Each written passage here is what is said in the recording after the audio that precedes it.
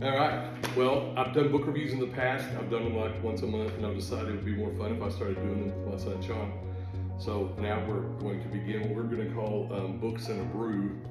And so the first book we've decided to read was Old Man and the Sea by Ernest Hemingway. You'll also notice it's a very short book. It's a good one to start on because it's, you would think it's a pretty quick read, but we'll get into some why that may not exactly be the case. A little bit about Hemingway. Hemingway was born in 1899 in Illinois. He ended up going into the First World War as, I think, an ambulance driver. He got hurt and ended up coming back to the United States. He also serves in the Spanish Civil War. He's actually in London during the Second World War. He goes to Paris when it's liberated in 1944. Maybe 45. So he's kind of an adrenaline junkie. During these periods of his life, he writes his various books. This one actually he wrote he lived for a while in South Florida and also in Cuba. And he wrote this, I think, during his Cuba period when he lived in Cuba. He's considered a really important author because he changed the way language was used. He had very short clipped sentences, really direct and to the point. He also was kind of a fatalist, which this book is very much about. So we paired this book, Old Man and the Sea, with what we would think is kind of a beer that's a seafaring beer, is a Corona. We'll open these and drink these at the end. We have got a Corona Premium, which is a Premier, which is a light beer. We'll talk about those in a little bit, but first about the book. This is 4 books. Sean got a different book. He has 4 books. These are a bunch of Hemingway books, including Old Man and the Sea. I just bought the $5 one on Amazon. Story of a guy that's a fisherman, and we fish, so we can kind of identify with this a little bit. Has a boy that fishes with him all the time.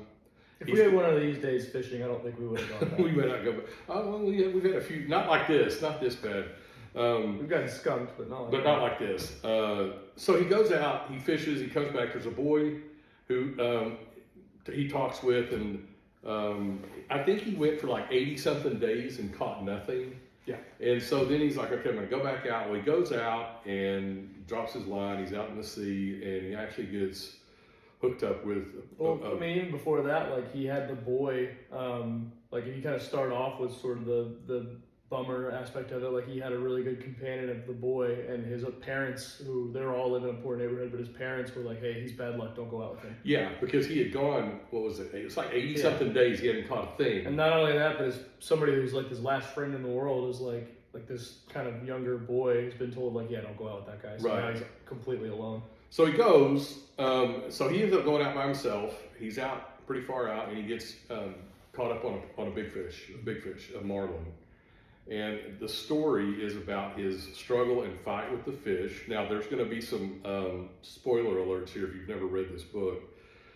He fights the fish for a couple of days, and Ed goes through the night. He has to fight this fish. That's a big chunk of the middle of the book, and you're kind of reading it like, oh my gosh, come on. I mean, he tells every sort of angle you could possibly think of to land this fish. He finally does. He ties it up to the side of his boat, and he heads back in. I'm just going to quickly go over what happens in the book. So he goes in.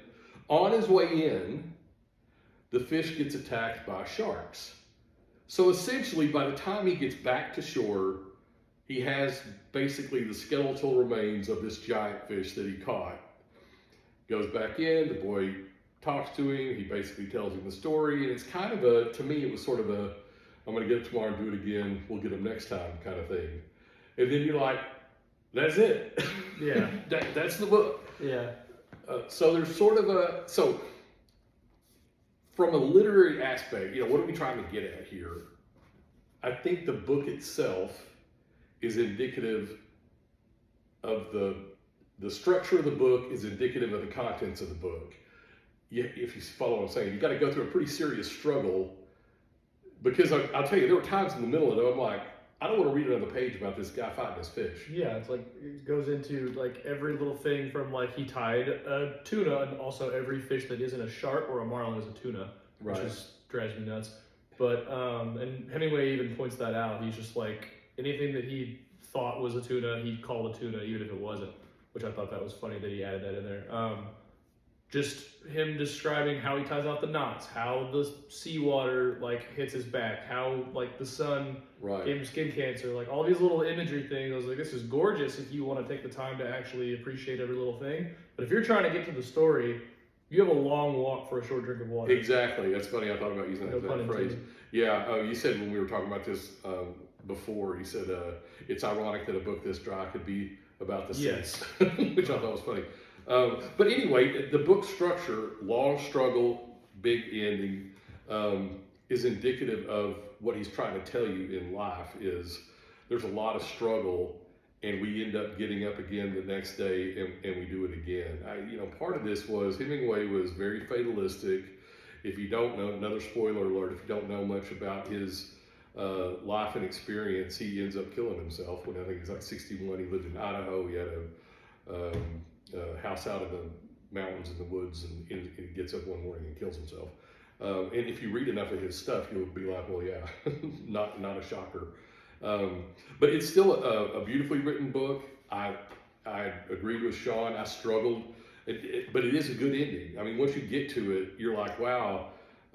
He catches this big fish. You're all excited for him, and then the shark eats it. Yeah. The sharks eat it, and it's like the futility of the experience is kind of a bummer. And it could have been an interesting enough story if Hemingway had decided to go a direction of like, oh, we got a pretty good chunk, like maybe a third or a quarter of the shark or the marlin had gotten eaten, but he got back and he sold a lot of the meat, and everybody in the town was like, oh, he caught the biggest fish in the village, and then some sort of elevation of his, condition had happened. But no, not at all. And I think that would have been too easy for a narrative if Hemingway had decided to go that direction. He's like, no, he's gonna get the whole thing's gonna be taken from him, and you're gonna see what he does with that. And it does. It's an important book. Life's about the struggle.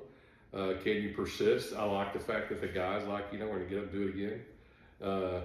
So I ultimately, I gotta admit, about halfway through, I'm not sure I'm liking this book, but by the time I finish it, it's worth the read. And it's I have a little paperback. It's 127 pages. I read this in essentially one day, in one setting.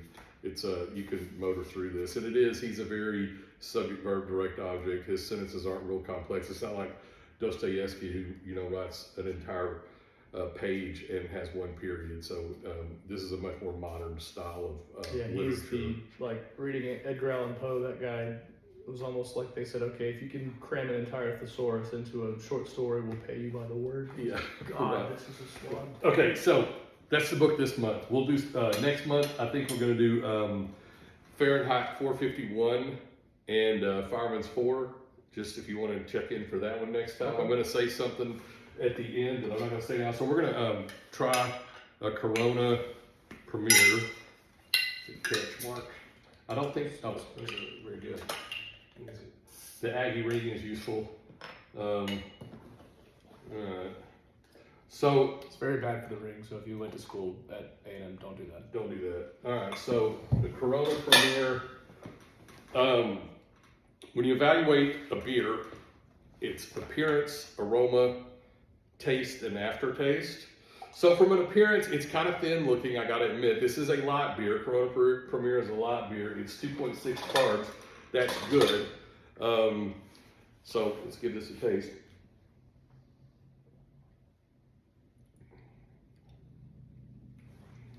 One of the things I like about Corona is I'm not a big, real bitter beer. I'm not an IPA guy at all. I don't like IPAs. This is obviously light. It tastes good, I think, initially going down, but I'm not super big on the aftertaste. But what did you think? I like it. Yeah, I mean, I like it. I'm actually surprised that, anytime I'm 28, I'm a musician, I spend a lot of time in establishments. Drinking very many different types of beers, but I've kind of reached a point where I don't really want to spend an evening drinking a lot of heavy craft beer, or like if it's an amber, or if it's like if somebody comes up to me with a stout, then I'm like, you're nuts. Yeah. But this, for being a light beer, a lot of times I'll have the stigma of not really having a whole lot of kind of zip to it, but that actually is really good. It's very crisp. I like it. I like it. That's a if you want a light beer, I think that has a good solid taste. I'm a fan. I would buy that again. I would drink that again.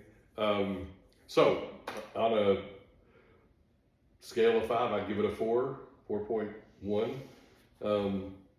Me personally. We're doing a scale of 5? Yeah. Okay. Yeah. The Portnoy scale is 10. Well, he can have his. Okay. Okay. I would give it that's high if we're going that. I would say maybe like a 3.7. Okay. All right. Which is, I think, in the realm of things, pretty decent. Yeah, I enjoyed it. It's a good beer. So next month we're gonna do Fahrenheit 451, and Fireman's 4 is gonna be our review next month. So I'm gonna say something I never thought I would say in my entire life, words that are going to come out of my mouth. I'm posting this on YouTube, so like and subscribe. Is that it? That's it. So, if you want to like and subscribe, hit that like and subscribe button, and we will see you next month.